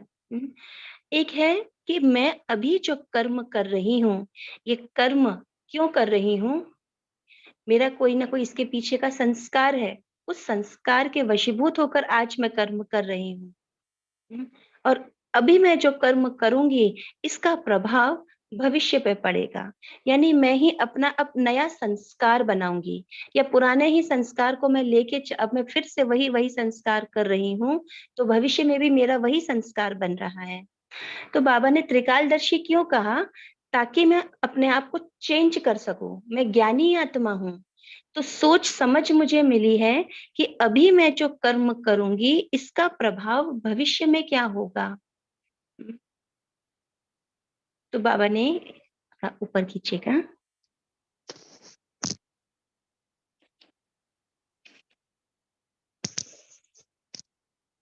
क्योंकि त्रिकालदर्शी बन काम करने से, तीनों कालों का ज्ञान बुद्धि में रहने से कोई कर्म नीचे ऊपर नहीं होगा। वैसे भी ज्ञानी का अर्थ ही है जो आगे पीछे सोच समझकर कर्म करे, कर्म के पहले उसकी रिजल्ट को जाने। ऐसा नहीं कर्म कर लिया जो होगा देखा जाएगा, ऐसा नहीं कह सकते ना। अब हम इस कर्म का प्रभाव अब पड़ना ही है, तो ऐसे नहीं जल्दी जल्दी जो आया वह कर लिया, उसमें सफलता नहीं होती। पहले परिणाम को सोचो फिर कर्म करो तो सदा श्रेष्ठ परिणाम निकलेगा। श्रेष्ठ परिणाम को ही सफलता कहा जाता है। ऐसे नहीं बहुत बिजी था, जो काम सामने आया वह करना शुरू कर दिया, नहीं। जैसे बाप दादा ने श्रीमत दी है कि भोजन करने के पहले भोग लगाओ पीछे खाओ, बाबा ने एग्जाम्पल दिया। और भोग लगाने का कर्म अगर नहीं करते और जल्दी जल्दी में खा लिया तो परिणाम क्या होगा। कई बार होता है कि भाई टाइम नहीं है भोग लगाने का, अभी निकलना है जल्दी, जो मिला हाथ में मिला फटाफट खाया और निकल गए। तो याद भूलने से ब्रह्मा भोजन का, अन्न का मन पर प्रभाव पड़ना चाहिए, है ना, वह नहीं होगा। कि मन अन्न का प्रभाव, इसके बाबा कहते हैं ना कि शांति में रहकर, अभी हमें आज शांति का अभ्यास करना है ना, तो भोजन भी हमें मौन में रहना है। अभी तक नहीं कर रहे हैं तो ये अभ्यास भी करेंगे। भोजन करते हुए सोचना भी नहीं, कुछ व्यर्थ बोलना तो दूर, सोचना भी नहीं, बस बाबा और मैं, हम दोनों बैठे हैं भोजन कर रहे हैं, बाबा मेरे मुख में भोजन डाल रहा है ना। तो एक तो प्रभाव नहीं पड़ेगा, दूसरा बाप की श्रीमत ना मानने का नुकसान होगा, है ना। जो अन्न का प्रभाव पड़ता है मन पर, तो वो प्रभाव अच्छा नहीं होगा। और बाबा की श्रीमत नहीं मानी क्योंकि अवज्ञा हो गई, उसका भी उल्टा फल मिलना है। अगर कर्म करने से यह आदत पड़ जाए कि पहले तीनों काल सोचना है, त्रिकालदर्शी स्थिति में स्थित होकर फिर कर्म करो, तो कोई भी कर्म व्यर्थ नहीं होगा, साधारण नहीं होगा। मैं जो कर्म कर रही हूँ इसका परिणाम क्या होगा, ये भी हमारी बुद्धि में चलता रहे। तो जैसे कि अमृत वेला मैं नहीं, आज नहीं कर सकते, आज तबीयत ठीक नहीं है, चलो तो, लेकिन अब मुझे ये तो पता है कि इसका परिणाम क्या होगा, तो दिन भर मेरा कैसे जाने वाला है। वो तो चलो पूरा दिन भर भी मेरा अच्छा नहीं होगा, बाबा की याद उतनी सहज नहीं हो पाएगी, साथ ही जो अवज्ञा की मैंने अमृत वेला नहीं करके, उसका भी बोझ हो जाएगा। तो ये बाबा ने हमें समझ दी हुई है।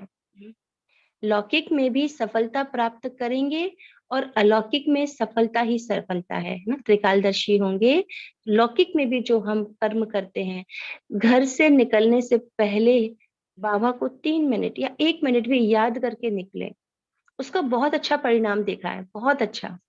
कई बार कुछ चीजें ले जाना भूल जाते हैं ना, कई बार, या फिर निकलने से पहले जैसे बाबा को याद कर लिया, तो कर्म क्षेत्र पे जब जाते हैं तो स्वतः ही बाबा याद रहता है। अटेंशन नहीं करना देना पड़ता कि बाबा साथ है, बाबा आप आ जाओ ना, नहीं कुछ भी नहीं, बस घर से निकले बाबा चलो, बाबा को याद किया और बाबा चलो मेरे साथ, चलो हम काम पर चलते हैं ना। और सच में देखा, गाड़ी चलाते समय भी लगता है बाबा साथ बैठा है, कर्म करते हुए भी बाबा याद रहता है, किसी से मिल रहे हैं जुल रहे हैं तभी बाबा की कहीं ना कहीं चर्चा हो जाती है। हम्म तो त्रिकालदर्शी के स्मृति की स्थिति रूपी तख्त पर बैठो, फिर निर्णय करो कि क्या करना है, क्या नहीं करना है, कैसे करना है। फिर कोई भी कर्म फल नहीं देवे ना, कोई भी कर्म फल नहीं देवे, या हो नहीं सकता। बीज अगर शक्तिशाली होगा तो फल अवश्य मिलेगा। अटेंशन है ना, अंडरलाइन। और बीज हमारा कौन है, बाबा। बीज है हमारी आत्मिक स्थिति, स्व सेवा, उसको बनाए रखना है। लेकिन जल्दी जल्दी में कमजोर कर्म करते हो तो फल भी थोड़ा बहुत मिल जाता है, जितना मिलना चाहिए उतना नहीं मिलता, जितना चाहते हो उतना नहीं मिलता ना। और जल्दी जल्दी में कर्म करने से भी देखे तो हमारी स्थिति भी और हमारी हेल्थ भी डाउन होती है, शरीर पे भी उसका प्रभाव पड़ता है, मन की स्थिति पे भी प्रभाव पड़ता है हमारे अंदर इरिटेशन भी आने लगती है, हमारे काम भी ठीक से नहीं हो पाते, जल्दी जल्दी में नहीं करना, जल्दबाजी वाली आदत नहीं हो, अटेंशन के साथ करना है। तो हर कर्म की सफलता का आधार है त्रिकालदर्शी स्थिति। ऐसे नहीं सिर्फ याद करो कि मास्टर त्रिकालदर्शी हूँ, है ना, स्वमान ले लिया और कर्म करने के समय भूल जाओ। नहीं, पापा कहते इसे यूज करो, इस अभ्यास में कभी भी अलबेले नहीं बनो, यह अभ्यास करो, है ना। और देखिए तो हमारा जो शांति की स्थिति का अभ्यास है वो भी यही समझाता है कि जो कर्म कर रहे हैं, सेवा कर रहे हैं, शांत स्थिति में करना है, जल्दबाजी में नहीं करना है। बहुत एक एक पल का हो, है ना, हम एंजॉय करें, शांति की स्थिति में एंजॉय करेंगे। जैसे मैं अपने साथ हूँ, बाबा साथ है, निरंतर वो स्मृति बनी रहेगी ना, संकल्पों में भी जैसे एक धैर्यता रहेगी ना? क्योंकि 21 जन्म के लिए जमा करना है, एक जन्म में 21 जन्म का जमा करना है, तो कितना टेंशन देना पड़ेगा। टेंशन नहीं, लेकिन सदा अटेंशन रखो, रखेंगे ना हम सब अटेंशन। बाबा कितना आज हमें तैयार कर रहा है, बिल्कुल पक्का कर रहा है। अलबेलेपन का अब परिवर्तन करो, दाता दे रहा है तो पूरा लो, बाबा आज दे रहा है ना, पूरा पूरा ले लो, थोड़ा थोड़ा नहीं। देने वाला दे और लेने वाला थोड़ा लेकर खुश हो जाए तो रिजल्ट क्या होगी, फिर नहीं मिलेगा। इसलिए पूरा टेंशन दो। बाबा कह रहे हैं अभी दे रहा हूँ, देने वाला दे रहा है, लूट सको तो लूट लो। अच्छा, ओम शांति। बहुत सुंदर आज की वाणी से बाबा ने हमें भरपूर किया, इतना आनंदित कर दिया। ओम शांति दीदी।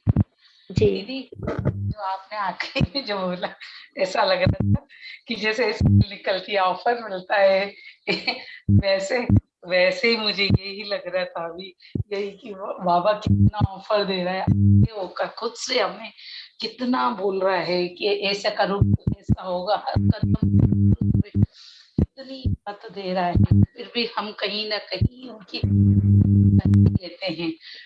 तो ऐसा नहीं करना है, मतलब जितना हम करेंगे उतना हम पाएंगे, बाबा कहते हैं।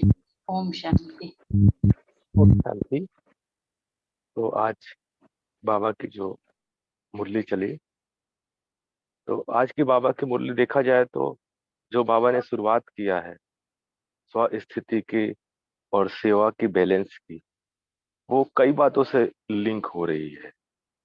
चाहे उसे त्रिकालदर्शी से लिंक कर दो, या जो बाबा ने लास्ट में त्रिकालदर्शी और कर्म, जैसे बाबा ने कहा ना कि बिना सोचे समझे कर रहे हैं, यानी क्या कौन सी स्मृति में कर रहे हैं ये भी पता नहीं है। तो और बाबा ने कहा ना कि जो स्व स्थिति को छोड़ करके सेवा करेंगे, ऐसा नहीं, बैलेंस में होना चाहिए।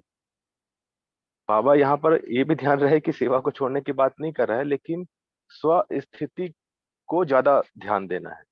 स्व स्थिति को छोड़ के सेवा करोगे तो जो प्राप्ति होनी चाहिए वो प्राप्ति आपको उतना नहीं होगा। दूसरी बार भी इतनी बात चल रही थी, जैसे जितेंद्र भाई ने बात किया कि आजकल डिजिटली हमारी बुद्धि काफी जा रही है, तो राखी बहन ने कहा कि अपने अपने पॉइंट निकालो।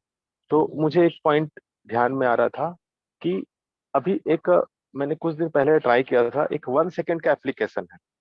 तो मैं देख रहा था कि जिस भी जगह आपका ज्यादा जाता है उसको सेलेक्ट करके रख दो, वो उस एप्लीकेशन को ओपन करते ही आपको वो 1 मिनट या 1 सेकेंड के लिए रोक देगा, और वहीं पर आपको पता चल जाएगा कि मुझे उसको ओपन नहीं करना है। या हम अपने सामने 2 सिलेक्शन रख सकते हैं। कोई भी कार्य 2 प्रकार से होते हैं, इंपॉर्टेंट है या अर्जेंट है। अगर अर्जेंट है तो तुरंत करो, इंपॉर्टेंट है और अर्जेंट की भिन्नता को हमें अपने सामने रखो। इंपॉर्टेंट और अर्जेंट दोनों बातें अलग अलग है। इंपॉर्टेंट है तो उसको कभी भी कर सकते हैं, अर्जेंट है तो उसको अभी करना है। एक एग्जांपल देता हूँ, नुमा शाम का समय हमारा है, तो वहां पर नुमा साम कर रहे हैं तो बहुत सारी इंपॉर्टेंट बात याद आ रही है, लेकिन अर्जेंट वो नहीं है। इंपॉर्टेंट हो सकता है, लेकिन अर्जेंट नुमा साम के समय जो है वो नुमा साम करना ही वो अर्जेंट है। जैसे मान लीजिए कि मुझे नुमा साम के समय सेवा मिली हुई है, तो वहां पर प्रायोरिटी चेंज हो जाती है।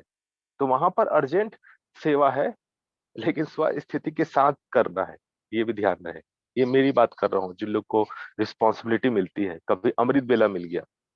तो जहां पर जिस सेवा की अर्जेंट और इम्पोर्टेंट की भिन्नता को अगर सामने रखेंगे तो काफी अपने आप को आप चेक कर सकते हैं। और दूसरा जो 1 सेकेंड का जो एप्लीकेशन है वो शायद पे वाला है, लेकिन उसमें एक ही अगर सिलेक्शन करोगे तो वो फ्री देता है, तो वो आपको रोक के रख देगा।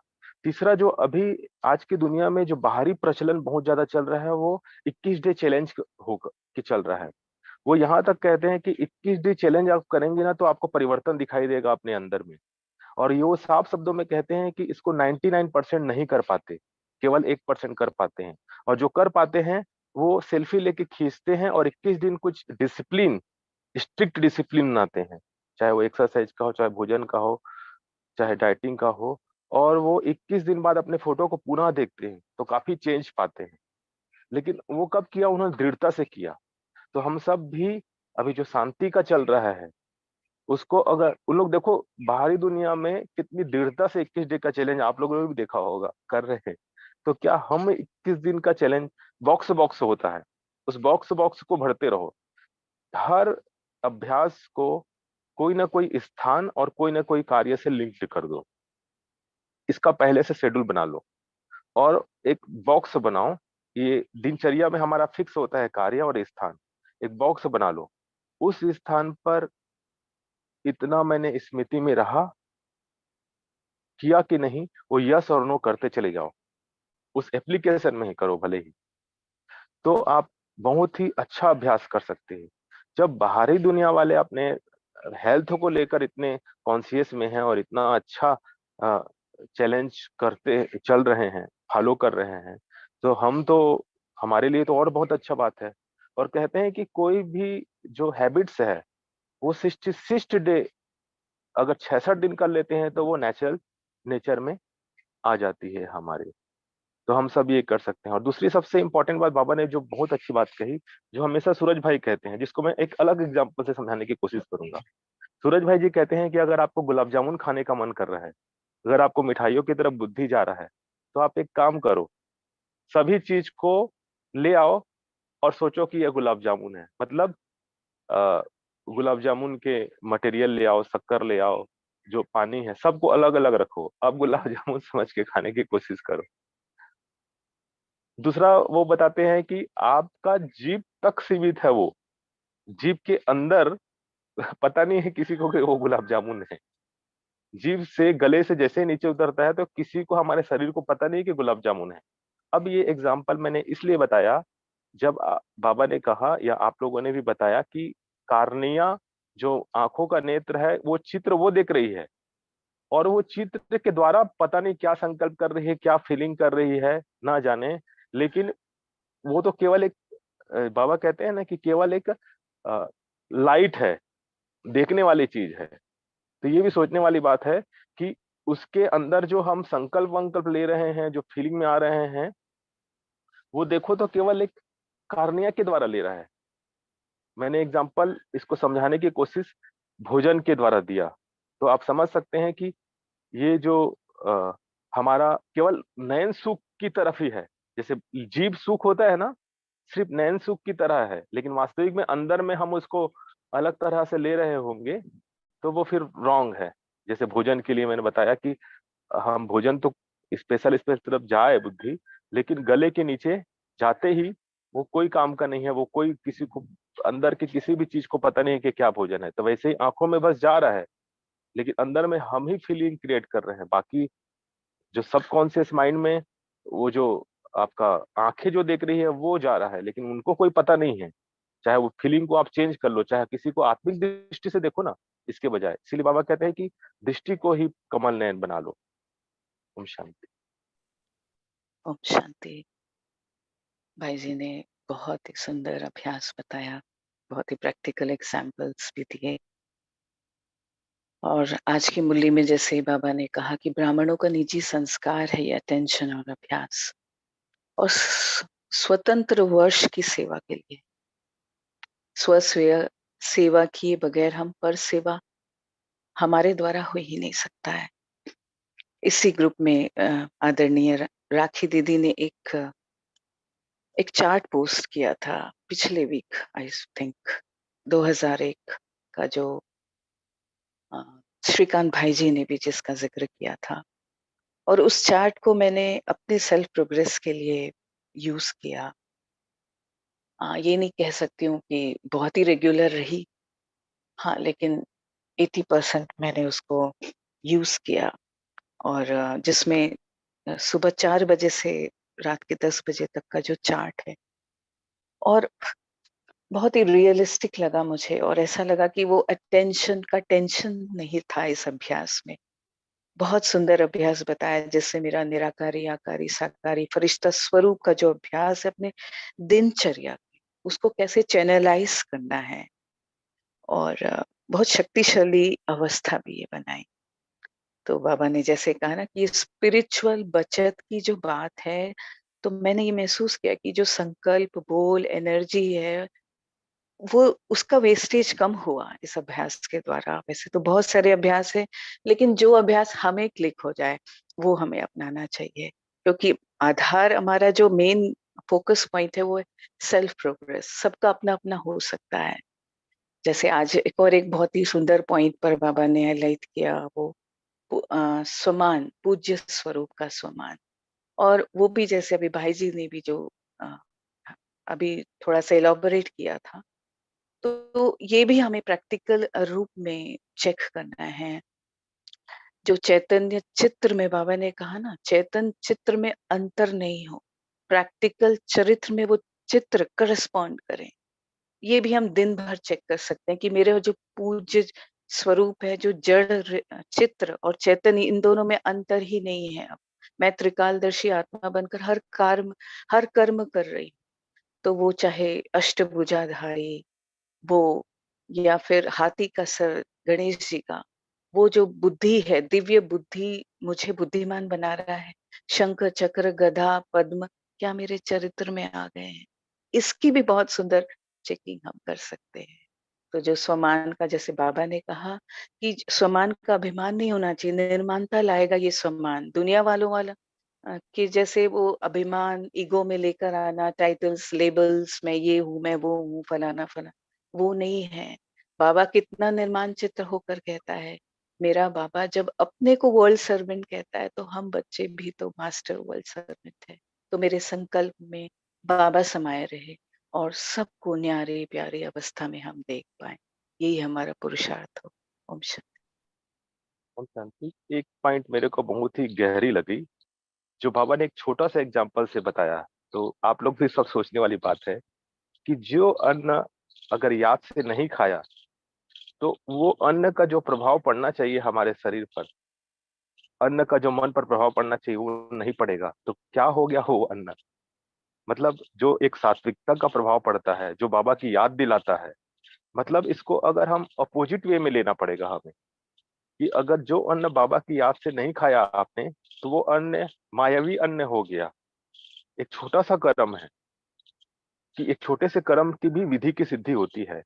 तो आप सोचो, जो बड़े बड़े अगर हम कोई सेवा कर रहे हैं या कुछ भी कर रहे हैं, बाबा एक छोटे से बात कर रहे हैं, छोटे से एग्जाम्पल से हर बात को कवर कर रहे हैं। ये देखना चाहिए, हमें ये नहीं देखना है कि बाबा केवल भोजन के लिए नहीं कह रहे हैं, लेकिन एक छोटी सी गलती से वो अन्न का जो प्रभाव पड़ना चाहिए हमारे मन पर, वो नहीं पड़ रहा है। अब इसको सारे कर्मों में कवर कर लो, तो आपको पता चल जाएगा कि जो प्राप्ति होनी चाहिए, जो सिद्धि होनी चाहिए, जो सफलता होनी चाहिए, वो नहीं होगा। सीधी सी बात है। कितनी मतलब, मैंने तो इसको जैसे पढ़ा ना, 3-4 लाइन अंडरलाइन कर लिया।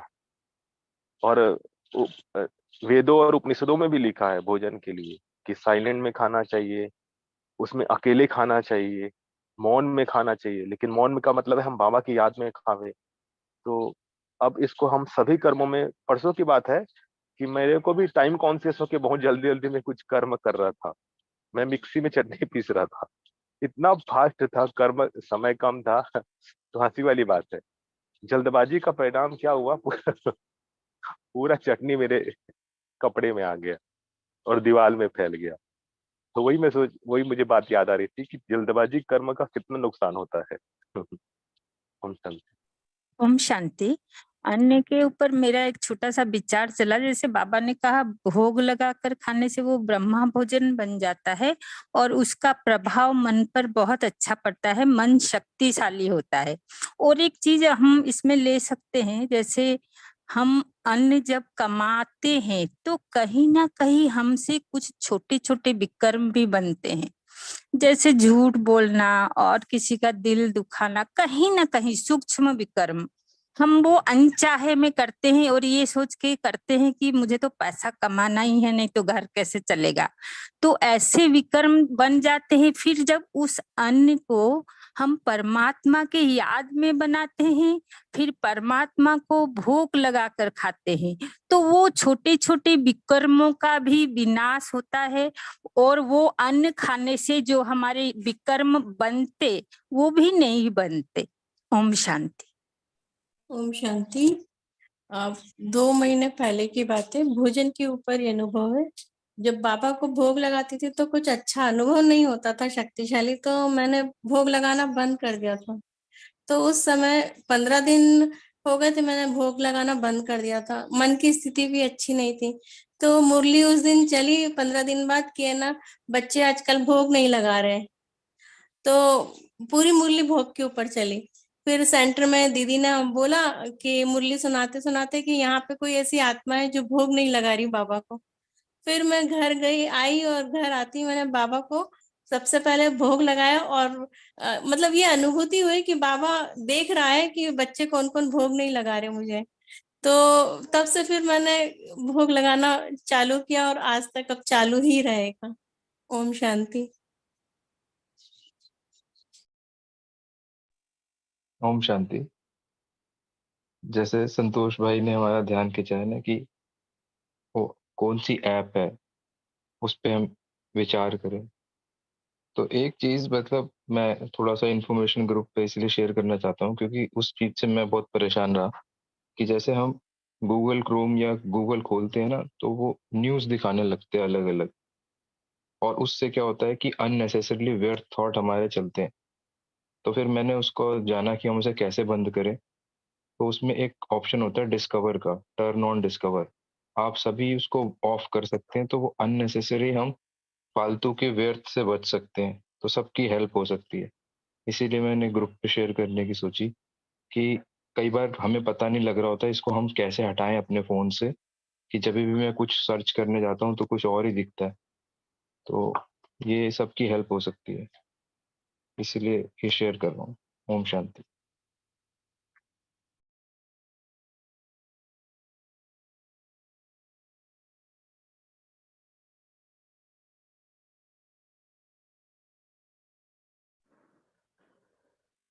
ओम शांति।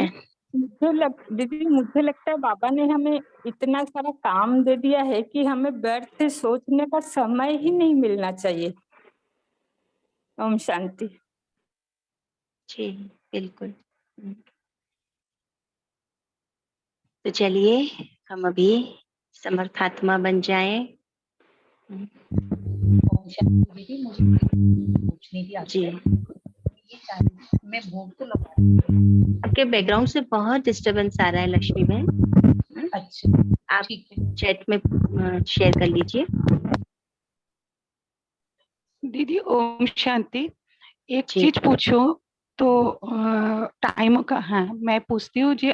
आज आपने शांति के ऊपर जो एक सामान दिया था, आज से मंडे चालू होगी तो नेक्स्ट मंडे तक यही सामान रहेगा ना? हाँ जी हाँ जी, आज मंडे से लेकर के संडे तक 7 दिन इसी सम्मान में रहेगी। दीदी मेरे को आवाज नहीं आया, आंसर नहीं आया। ओम शांति। मेरी आवाज आ रही है ना? मेरी आवाज आ रही है? अच्छा ओम शांति। दीदी थैंक अब आ रही है मेरी आवाज? अब आ रही है मेरी आवाज? लक्ष्मी बोल रही हूँ जी। दीदी मैं ये पूछ रही थी, मैं भोग तो लगाती हूँ बाबा को, एक टाइम लगाती हूँ सुबह, क्योंकि मैं ऑफिस चली जाती हूँ, उसके बाद नहीं लगा पाती हूँ। तो मैं यही मतलब पूछ रही थी कि भोग में मतलब सॉन्ग वगैरह नहीं चलाती हूँ, बस इतना बाबा ये भोग है, ये आप स्वीकार करें, और ये भोग जो है वो दुख भंजन भोजन बन जाए, जो भी आत्मा खाए मेरे लिए, और जिसके मुंह में जाए उसका भी सब कष्ट और दुख दूर हो जाए, बस इतना ही बोलती हूँ। और फिर बस क्योंकि सेंटर जाना होता है सुबह सुबह, अभी मैं बना के और सीधी लगा के और सेंटर जाती हूँ। तो ये सही है तरीका भोग लगाने का? इसके लिए हम अलग से भी चर्चा करते हैं, है ना। आप किसी भी एडमिन से बात कर सकते हैं। ठीक है, ठीक है। क्योंकि विस्तार हो जाएगा जी। चलिए अभी हम सभी, टाइम भी हो गया है।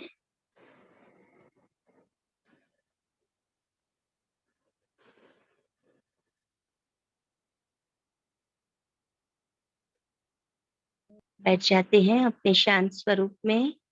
आज की मुरली को भी रिवाइज करेंगे, अपने स्वरूप, शांत स्वरूप और सहन शक्ति को भी इमर्ज करेंगे और दिन भर अभ्यास करेंगे।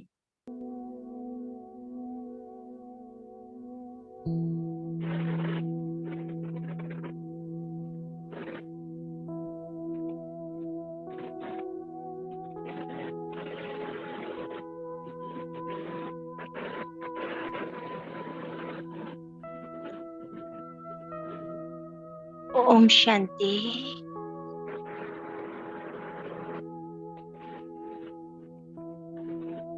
अपने मूल स्वरूप में स्थित हो जाएं।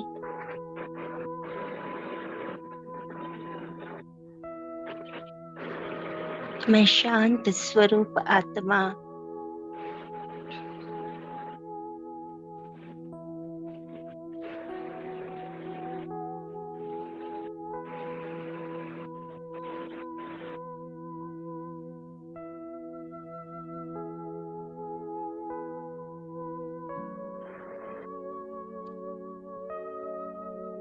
देखिए मस्तक के मध्य मैं शांति का पुंज हूँ।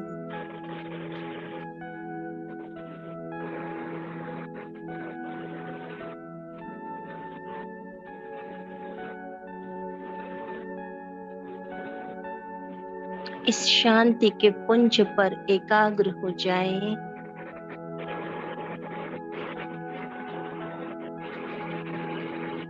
इस देह में विराजमान मैं शांत स्थिर लाइट अपने शांति के प्रकंपन अनुभव कर रही हूँ।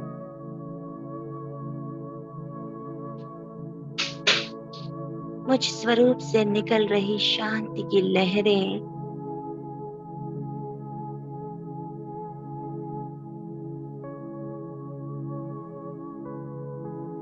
देखें इन लहरों को फैलता हुआ।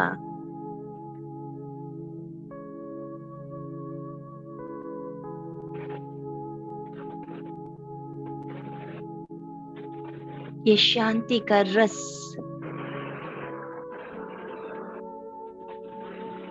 भीतर के अशांत अंधकार को विदाई दे रहा है।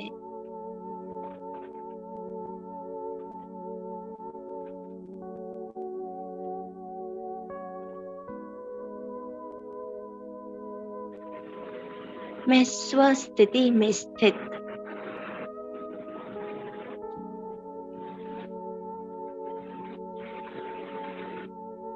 सदा स्व पर अटेंशन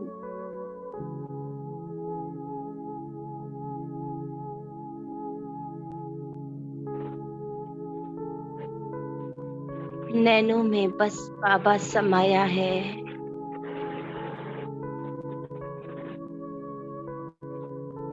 शांति का सागर मेरा बाबा मुझ में समाया और मैं शांति के सागर में समाई हुई।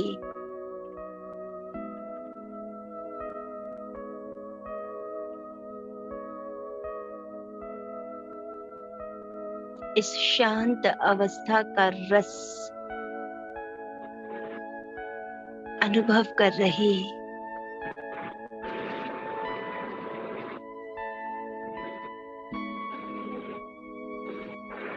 ये शांति भीतर शीतलता, धैर्यता, स्नेह, पवित्रता को इमर्ज कर रही है।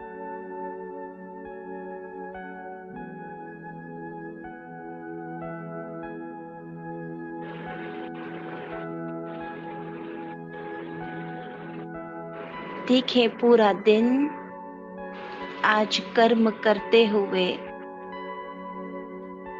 मैं निरंतर अपनी स्वस्थिति, शांत स्थिति में स्थित हूं।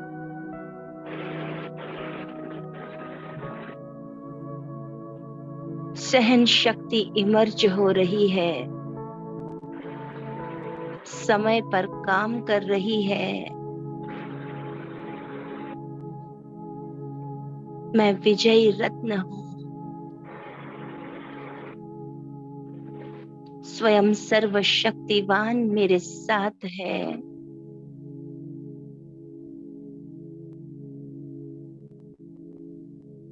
मैं हिम्मतवान हूं। जितनी हिम्मत उतनी बाबा की मदद सदा मिल रही है।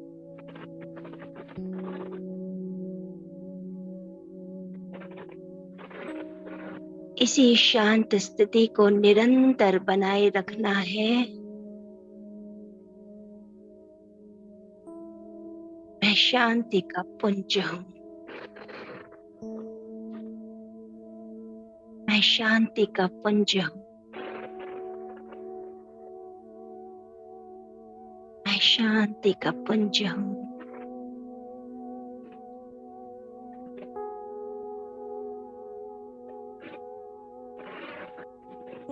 ओम शांति, शांति, शांति।